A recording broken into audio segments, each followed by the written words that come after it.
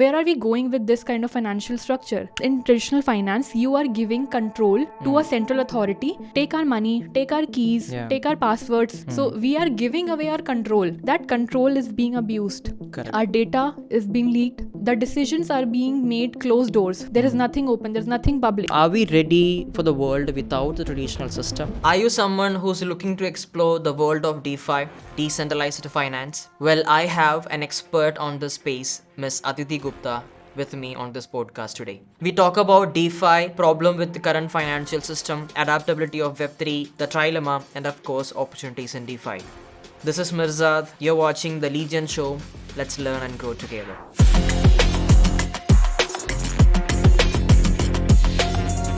So welcome to another episode of Type Titan, a power-packed podcast show where we introduce people who are in the Web3 space, talk about Web3, blockchain, take you through the crypto world and whatnot.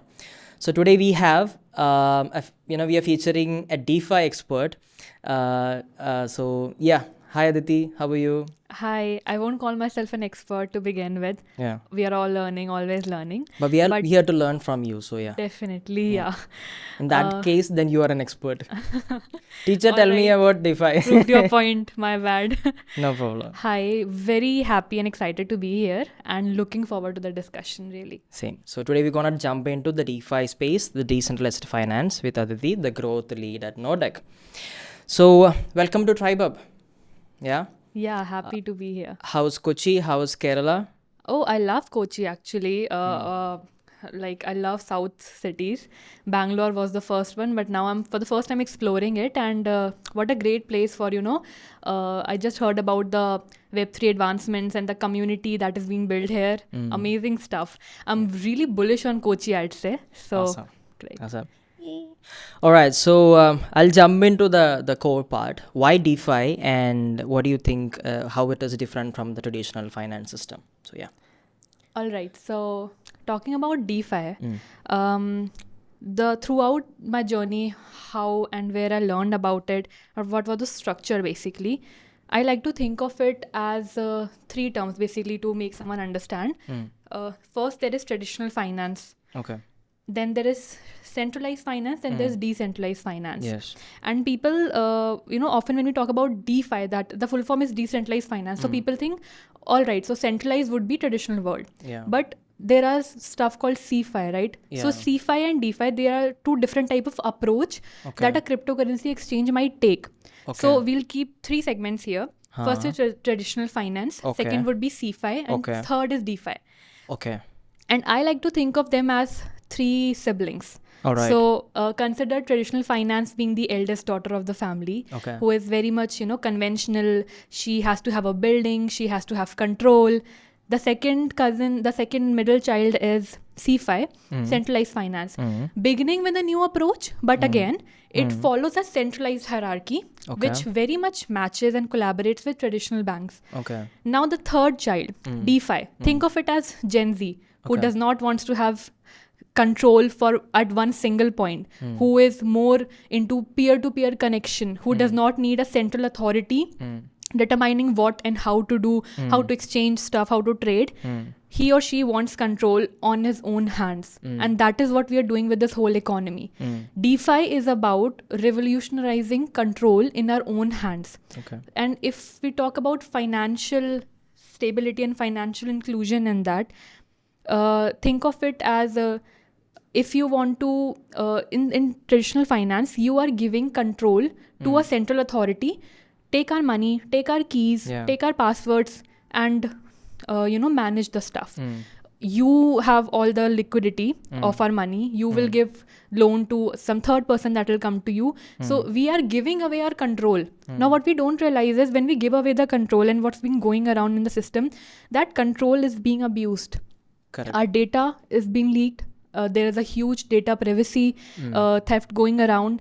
the decisions are being made closed doors. There is nothing open, there's nothing public. We are at a scrutiny of regulations. Any day a bank can wake up and decide to close themselves.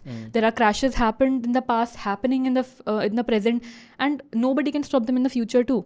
So where are we going with this kind of financial structure? We need to get that control back. We need to have the control in our own hands in terms of our private keys, the data that we put out, the money that we have, what are our trading, our assets, and all of the similar stuff. So here are 3 things that primarily come to my mind, that why DeFi and how is it better than traditional banks. First is transparency. Okay. So DeFi, which is blockchain, it works on a public blockchain. We call it public ledger, the blockchain. Yeah. It is open. It is the code and the source is right at front. Unlike traditional banks in which the decision making is at closed doors. You don't know what's going on. It has never been transparent and it will be. Correct. The second is security. Of course, the point that I mentioned about data. Your data is not secure. We have seen huge data thefts and these huge Web2 companies trading our data. Why do we see similar? If I'm searching for, let's say, a new pair of sandals on Amazon, the same ad appears on Instagram because they're trading our data, and Yes. this is outright violation of data privacy. So what we call Web3 is read, write, and own. So you own that data, you encrypt it, and you make it. So second is of course security, and third is accessibility. Now the most important one. So Balaji Srinivasan in one of his essay mentioned that Bitcoin is civilization. Why the word civilization? Because it is enabling, let's say, a Wall Street lawyer in New York and any normal layman in, let's say, a third world country, both to be given the equal opportunity in terms of trading or having the financial inclusivity. Traditional banks give you credit score. They give you score based on your wealth, your past wealth, what you're making, what you will make. So there is no place for financial inclusivity. Correct. But when we talk about blockchain, the war of Russia and Ukraine that happened, we all knew how Bitcoin was, an escape for a lot of people there. Correct. Why? Because it is transparent. Correct. And it is accessible. Correct. So you, me, everybody, we are all equal on blockchain. Correct. So the third point is accessibility. Awesome. So I'd say these 3 major terms are my reason and my point of view why we should move towards DeFi and what are the faults in traditional finance. Okay. So when you told me about the 3 siblings, that is we can call it TriFi, and the centralized finance, that is C5, and then DeFi, right? So right now when you talk about DeFi, there are 3 pointers, that is 3 major elements that the DeFi holds, that is privacy, then security, and then accessibility. These are the major 3 things, right? It holds a lot of advantages and disadvantages. So can you kind of point out what is happening in the centralized finance and what is happening in the decentralized finance combined? What will be there in the better future? Like, let's say traditional finance has a lot of problems about privacy and all the pointers that you made. So can you break down the advantages and disadvantages, a few points from it? Right. From the privacy part we can start. Cool. So when we talk about having control back in our hands, there's this great quote: with great power comes great responsibility. Exactly. If you will be holding every seed phrase for your own wallet and you refuse it to give to a central authority or even to private entities when it comes to CeFi, you have a responsibility at your hands. And even you and me both know, if you do not have your seed phrase, you do not have your wallet. Correct. Not your keys, not your crypto. So when it comes to privacy, I'd say how centralized finance hold the keys to your wallet. And I'd say what happened with FTX, all the wallets were custodial. Correct. Which means the users did not have the control. The final seed phrase was with the entity. Yes. And that's why when it crashed, all of the money token was gone. But there is advancement every day. And we have non-custodial wallets where you have the keys. Like MetaMask, where I like to think of MetaMask as analogous to your Google account in Web3. Like if any protocol we go to, the first thing they ask is to connect your wallet. Similarly, how they ask us to connect your Google ID in any website that we go to. So basically, it's your identity. And when we talk about non-custodial wallets, you have that identity with yourself. So what happens is with that, you for any new protocol, if it is going towards non-custodial wallet, you still have to get to retain the privacy part. Like you have your money, and and you're not trusting the third party, the centralized authority. So as you can see, this is a combination of what we call centralized and decentralized, and this is the way for adoption. Like, you know, people won't outrightly come and start believing in decentralized exchanges because there is lack of customer support there, because as we talk about, it all runs on algorithm. We don't want to give one person a control. If it's all algorithm, all code, who is doing the customer service? There is limited scope for that. Correct. So we'll have to come up with such solutions like non-custodial wallet or even account abstraction, you know. So account abstraction, as I like to call it, I learned from a colleague of mine, bringing blockchain to your mom. Your mom will never remember that much long of a seed phrase, right? Correct. Account abstraction is thrashing those stereotypes that you have to learn your seed phrase and no matter, nobody can recover it. So these new technologies, emerging technologies, will provide collaboration between centralized and decentralized systems and give the people an adoptable platform. So I think this is the beginning for it. Amazing. So you're a proper teacher in DeFi now. So the way you structure the whole pointers, you know, made me realize that, I was missing all these. That's great. So I'll tell you one thing, that I've seen a lot of incredible women in the Web3 space. All right. And I adore them because they create a community, they educate people, and they build a business around it. So starting my journey in Web3, I didn't see much women involved in the Web3 space. Being a content creator or being community management, someone who develop in the Web3 space and all. So I've come across a lot of people who are doing really good job in the Web3 space.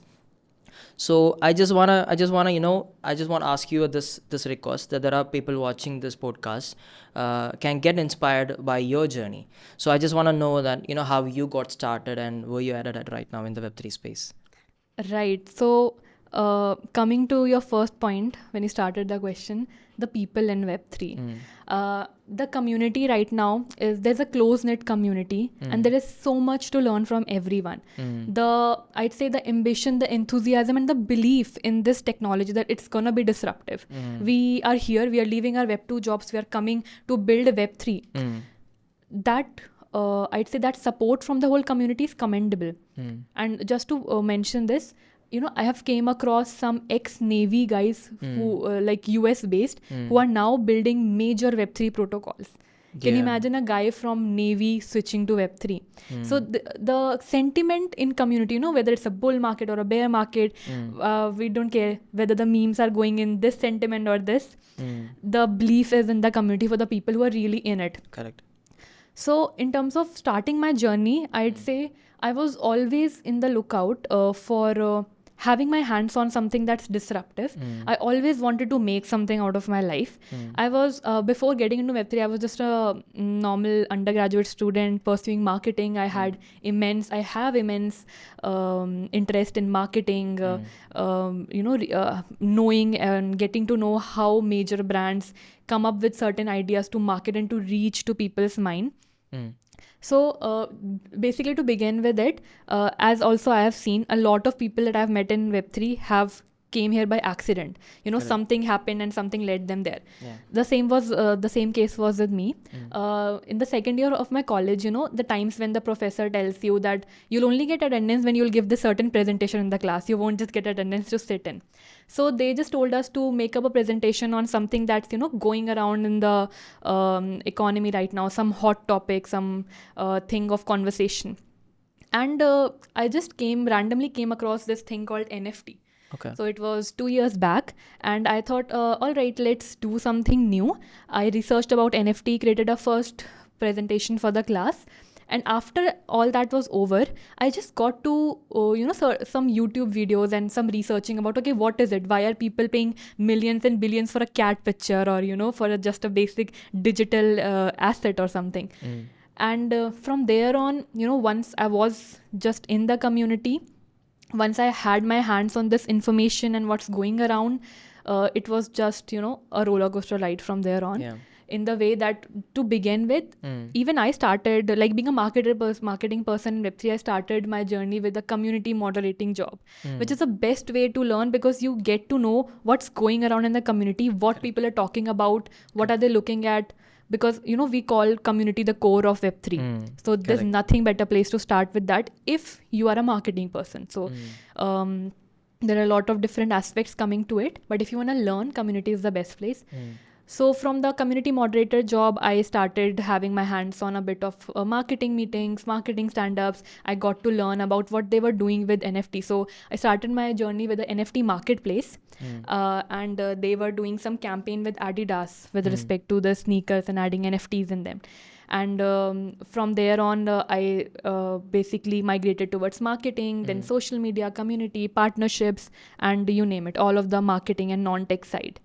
And I got rising interest in what are layer 2s, what is DeFi, what is Adapt, how to get into the community. So I did a lot of on-ground stuff on my own, and a very difficult part was, which will be very helpful to the people beginning with Web3 and DeFi, because 2 years back, right now there are still some structured ways of learning, but 2 years back they were not there. So I used to learn backwards. Like in the community, I used to see what people are talking about. Okay, what is this new term ERC20? Let's Google it. So I used to backward learn it, which I'd say which made me resilient, but was not an easy way to start. So for people listening, how to begin, or if you are looking to kickstart, I just say, just get onto the ground, get into the journey, and do your own grunt work, because nobody will do it for you. Okay. So the story is pretty relatable, because when I started off, I had a small community of 5 to 100 people in the group. Started with a small WhatsApp group, and then it grew to 25 WhatsApp groups. So the community grew, the number of questions also grew in the group. So they were asking me a lot of things that I didn't know of. So my ego always hit me hard and tell me that go Google it and learn the stuff, and then tell the story that you know of. So that is how I also learn about the whole Web3 space and go into these events, and I think the story is pretty relatable. Definitely. Yeah, I mean that is the only way that you can learn in the Web3 space. If you want to jump into this ground, I mean, that's the only way. True. By talking to people, what are they building? Why are they building it? What is it solving? What is the use case? The most important thing. And as you mentioned, getting onto the ground. If people are asking about this, what is it? Why are they asking? Who is talking about it? So you'll have to get in there. Correct. So in one of our recent video, we talked about blockchain smart contract, how it is removing the word called trust from the whole equation. So back in old days, we used to trust people who are in our tribe. And then when the communities grew, they wanted institution. So we started to trust institutions, offline institutions like bank and church and whatnot. And then in this day and age, we trust applications like Zomato and Uber. So we go to a city like Bangalore, we completely trust a stranger who's riding a car, but because we rely on Uber, right? We are ready to eat at any hotel. We have never tried it before, but we are ready to eat it because we rely on Zomato. So trust is a very important aspect or element in every business right now. But when you look at blockchain and smart contract, when you look at DeFi, we don't have to trust the system. The trust, we say that the trust is encoded into the system, right? But in the traditional system, if you look at it, we do trust the banks, but the banks and everything is managed by humans, right? But if there is an issue happening, we can go to the bank and ask them, okay, now this is happening, how can we solve it, right? But if you look at the DeFi space, there is nobody to help us because there is no middleman. So I mean, this question is very important because I want to know, are we ready for the world without the traditional system? And if we are ready, then how DeFi can truly replace the system without the trust and all these elements, how it is even possible? All right. In my opinion, first of all, completely replacing centralized system with decentralized is not possible. I don't see it happening in the near future because there are a lot of reasons for it. I think first, the most practical and humane reason out of it is it is such a technical savvy field or a structure or ecosystem, and everybody around the world does not have it. People are used to traditional banks, physical buildings, going in, seeing their money. Not everything can be digital when it comes to money. So it is, I think we are a long way from, when we have completely replaced traditional banks or buildings. And at the same time, another thing is there are a lot of systems in Web3 or DeFi which work on a centralized principle. For example, there is something called DAOs, which are decentralized autonomous organization. You can call it another name for community in Web3, because community is at the core. Where each and everyone has the power to contribute to the system. Right. And how they do that, there is a system called governance forum. Sort of a voting mechanism. So the people, like everybody there is CEO of the company. So they will decide what happens next with our protocol. Do we integrate with this? Do we give grants to this project? Do we take this step? Like the decision that a CEO has to make.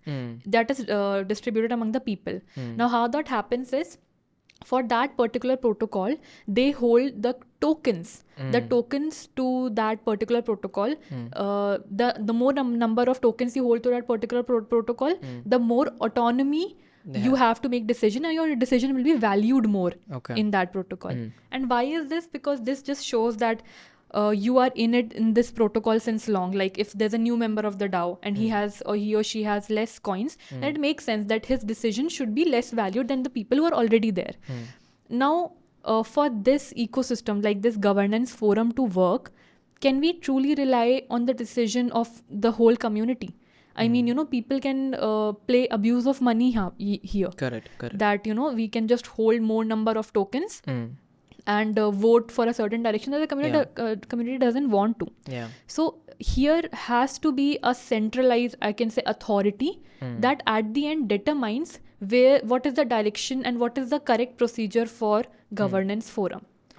So, when it comes to adaptability, adoption, and can we truly replace banks with DeFi, I'd say we'll have to pick out a middle way, which is centralized finance approach for cryptocurrency exchanges. Where you do have AML, that is anti-money laundering procedures, and KYC, know your customers, and it is all working in a decentralized way.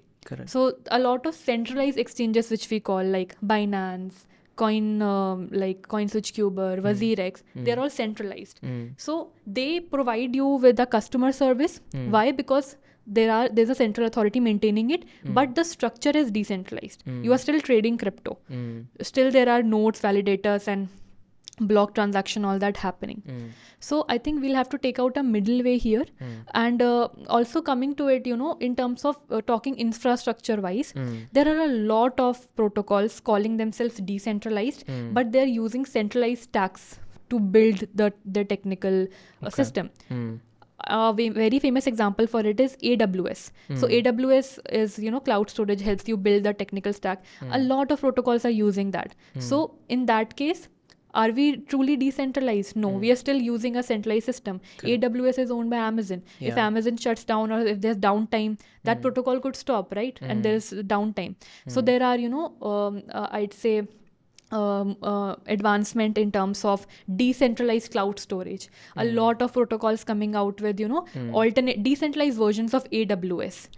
So there are advancements to be made in such, even the building infrastructure. And the user's mindset when it comes to decentralized. Like, honestly, if you want to have your parents adopted to Web3, if you want to have them onboarded to a certain decentralized exchange, you will always choose a CeFi one, not a DeFi. Because you'll have to make them sure that this is the KYC procedure, this is the customer service contact number, and you can reach out to help if certain transaction did not went through. So I think this is the middle way that we are looking for. And in my opinion, we are a very long way away from, completely decentralization. And some parts of centralization will have to be there to properly structure the system. 100%. So you're saying that they all will coexist, all the brothers and siblings, like the whole thing will coexist. Yep. Because I still remember when the whole internet revolution came into picture, they were saying that okay, these online applications will replace the traditional shopping method and all. But what is happening now? Amazon is still there, Lulu Mall is still there, all the shopping malls are still available. Anybody can go buy the tangible product, or they can go and buy it from online. That's totally up to them. So they will coexist. I don't believe that it will be truly decentralized. They will coexist in the future. So you said that the people should become technically savvy to understand the DeFi space or even Web3 space in general. But I believe, like you said, it will take a lot of time. Like I said, it will coexist, but it will take a lot of time because it should become easy for people to buy or invest their time or money, or it should be convenient for them at some point that okay, now I can explore this. Like let's say 5 years or 10 years before, WhatsApp existed 5 years before, but people never wanted to use WhatsApp. But now everybody got the phone and everything is there, so it's accessible now, right? It's cheaper for everybody to use it, right?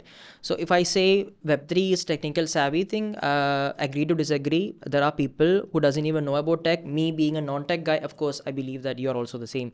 Like we are talking about the tech, right? Because we believe that system can grow in time. But in time, the audience will be more, because the technology that holding the whole Web3 ecosystem will be easy for everybody to access or become cheaper, I would say. Like the metaverse thing. Apple is launching Vision Pro for 3 lakh rupees. There is, Okta, something called, Google from the Meta. It is for 60,000 rupees. Nobody is gonna put 60,000 rupees to put a TV on their face, right? It will take time. Yeah. Maybe in time it will become like 10,000 rupees worth ka Google or something like that. So anybody who doesn't even know about tech can also be a part of Web3, but it will take a long time to become accessible. So true. I mean, being tech savvy is the only way to be in Web3, participate. Maybe right whether now work. it is. Yeah. And, in major terms, it is also a very big misconception. Like, assume 10 years ago, Gary Vee told everyone that you'll be buying alcohol online. Yeah, he was selling alcohol that time. Yeah, and people used to call him stupid to his face. Yeah. Now we even buy like everything and anything. What is the thing that we don't buy online?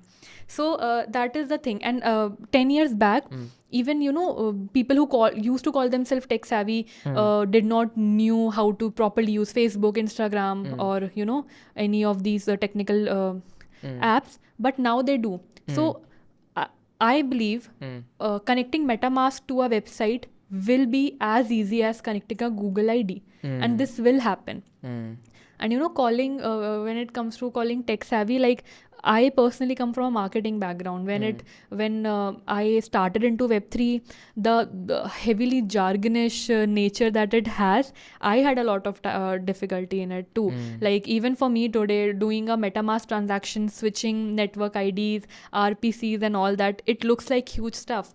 So from an adoption point of view, we'll get used to it. Definitely, it's only on the way of improving. Correct, 100%. So, I mean, when you're talking about the Google ID and the MetaMask integration, I think that is what World Coin and World App, World ID is trying to solve. Like they kind of make it look more simple or easy. Like, connecting your wallet address to a website, it looks pretty tech savvy thing to do. But connecting your World ID to a website is pretty easy now. Right. So World ID is basically a wallet address, right? Yeah. See, they are finding a middle way to it. Correct. Not calling it wallet or something. Yeah. Making it more user friendly. Correct. That anyone can do. Correct. Have you got your World ID yet? Not yet. But Delhi has, I think there are 3-4 malls they do that. Yep. Yeah. So all right. So when we talked about the infrastructure of the decentralized platforms and all, we know that this trilemma is still there yet to solve, right? That is, either a platform can be decentralized or scalable, it will never be secured, or either a platform can be secured and scalable but not decentralized. But I think this DeFi space, it is yet to grow, and I will never say that this trilemma will be solved in time. So that is the reason why I said that they will coexist. What do you think about that?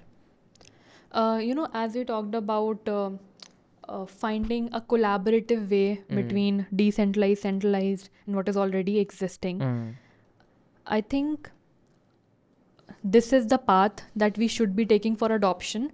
Like, assume Amazon. Like, we all know how to shop from Amazon. You just go, put the stuff in your wallet, pay via UPI, and you check out. What I believe the future for, these huge giants of Web 2, how they can bring adoption is they can integrate wallet connection in Amazon.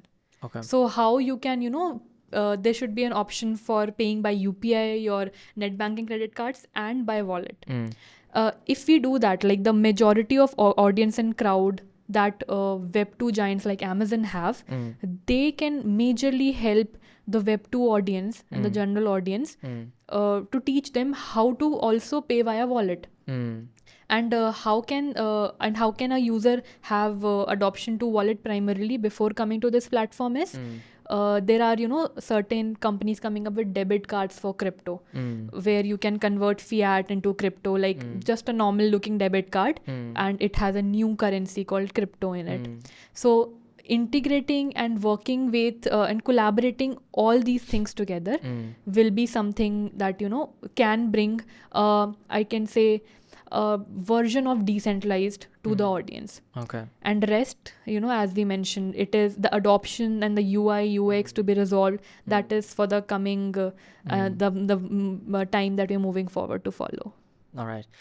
So moving on to the last part of the podcast, we got 5 questions from the community. So give me the shortest answer as possible as you can, and make it 3 to 3 line or answer or something like that. Okay. All right. So let's start with the first question. What are the basics of DeFi? Specifically, things that a user needs to be aware of in the DeFi space.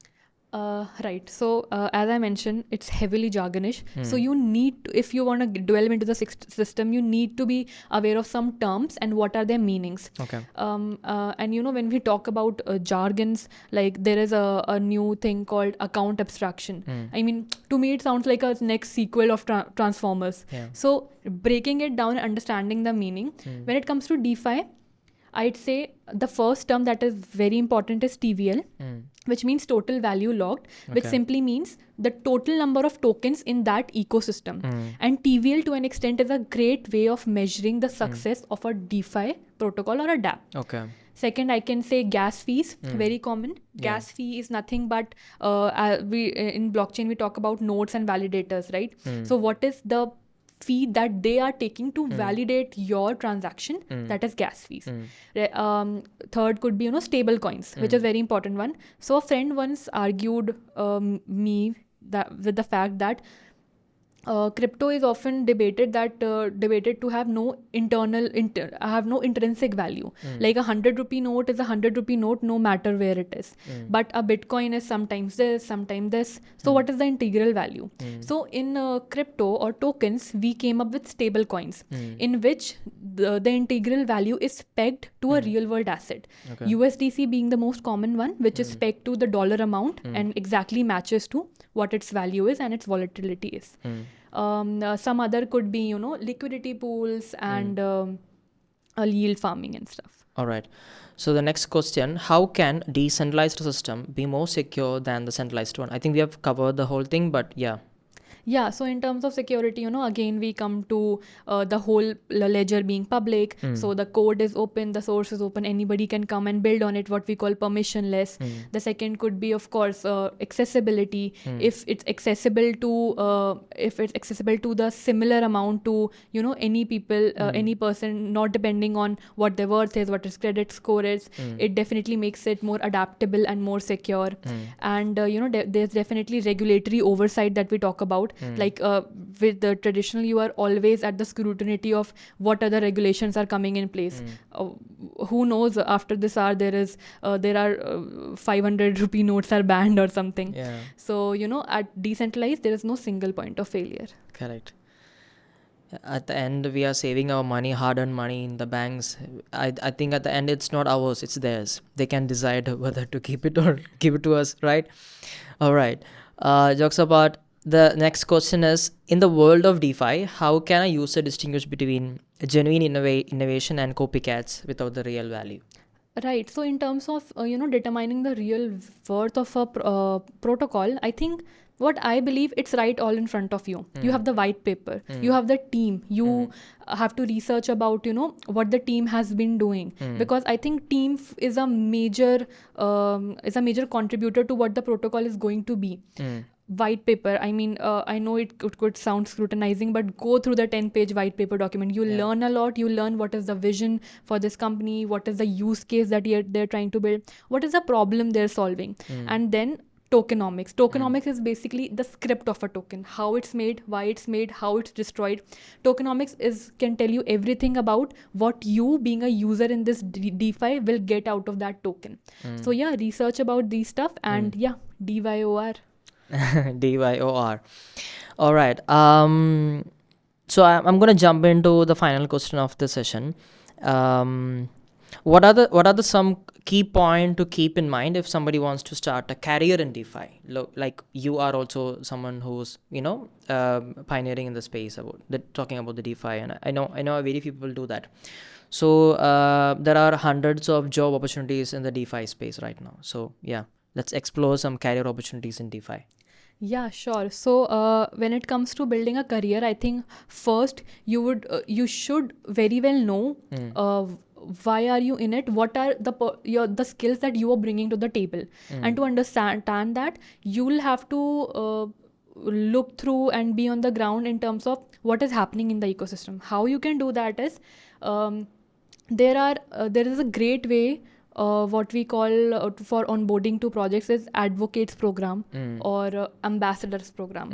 Now, even while me personally interviewing candidates, an advocacy program is something that where the protocol teaches a particular person how to engage and makes them do the community moderation stuff. So that is a great way to begin. If you have a marketing background, or if you want to start from community, take part in a lot of I'd say advocates program. Be on the ground, visit the social medias, visit the Twitter spaces, see what they're talking about, be a part of DAO, take part in what we call governance forum, vote for a certain thing, just figure out how to vote, how to connect your MetaMask wallet to a certain website, play around with protocols.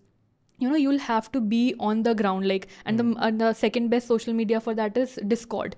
There is, for someone who's just beginning, Discord could be such a complicated channel, but once you understand what are the channels, what is an OG moderator role, and what do you get after doing that. So I'll just say, just get onto the ground, delve into the ecosystem, and you'll on your own figure out where do you want to be. Do you want to be on a developer side? Do you want to be on the marketing side, or do you want to be on the governance forum? And according to that, when people will generally see your participation in the ecosystem, that's what motivates them to have you in their team, because they know you're open to learning and you know how the system works. Amazing. So by that, we are concluding today's podcast, and thank you so much, Aditi, for coming and sharing this wisdom with us. Thanks a lot. So Tribe Titan is a premium group of Tribe Academy and Crypto Tribe. So we share this knowledge and these insights with these people who love to pursue something in the Web3 space. Since you know that it is a very mature technology, people are still stuck with the Shiba Inu and Dogecoin and the tweets coming from Elon Musk. So we got to give them more insights about the space. There is more, beyond crypto and all, there is many other things, in the Web3 space to explore, right? Thank you so much for coming. It's a pleasure having you. So stay tuned for the next expert on Tribe Titan show. Thank you for watching.